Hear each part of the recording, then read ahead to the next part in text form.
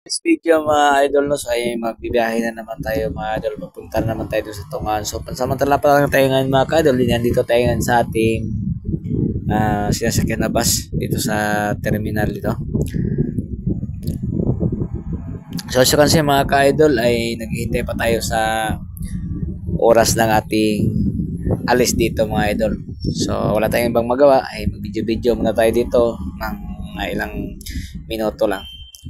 So, as you can see ito mga idol, pinapakita ko lang sa inyo yung loob ng bus.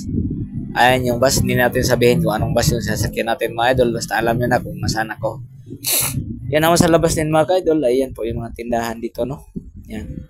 Yung mga street vendor dito sa loob ng terminal. So, yan, isang bus din mga idol, ay yan na po yung pumalit sa amin dyan sa parking. At kami naman ay paalis. So, pansamantala ito mga ka-idol, kami paatras na dito.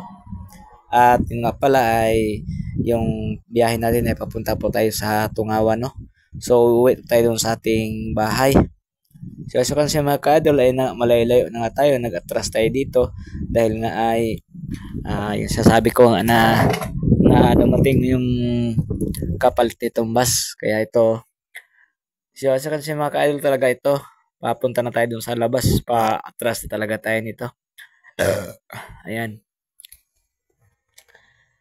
So, ito naman nakikita nyo ito mga idol. Ito yung pinakadulo ng terminal, no? So, meron din diyang mga tindahan mga idol. Ayan. Marami din dyan nagtitinda. So, ayang bus na yan mga idol ay naghihintay din sa kapalitan na bus yan dyan.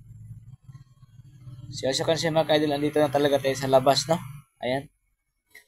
Palabas na tayo dito sa may gate ng terminal. Ayan, oh. Yan yan sa may bandang labas na yan, mga idol. So, kasi mga idol, ito paliko talaga tayo dito, no? So, ito ay tinatahak na natin yung kalsada. At malapit na tayo sa tulay ng Sanito Bridge dito sa may Barangay Sanito. Ayan. So, yan. As kasi mga ka-idol ay talagang malinaw pa naman yung umaga-umaga pa ngayon mga ka-idol. Time check, it's 7:30 pa lang, no? Ng umaga. So, ayan na. Nandito na tayo sa may rotonda. Ayan, sinasabi dito na rotonda yan. Ginagawa yan ngayon mga ka-idol. Pinapaganda nila. Yan po yung landmark ng Zamboanga Sibugay. So, ito nga, paliko na tayo. So, ito, lapas tayo dun sa may landmark ng Zamboanga Sibugay, no? Sa may Rotonda of this nila, no? So, lapas na tayo doon. So, ito, proceeding na tayo. Papunta tayo doon sa may Gaisano. Malapit na tayo sa Gaisano Mall dito, mga ka-idol. So, ayun pong tapat na yun, mga ka-idol. Marami po yung mga tindahan dyan. So, maraming mga tindahan dito sa April. So, nadaanan na natin, mga ka-idol, yung bagong overpass na gawa dito, mga ka-idol. So, for the first time, mga ka-idol, nagkakaroon na rin dito ng overpass, no? So, hindi na tayo mahirapan pagtawid.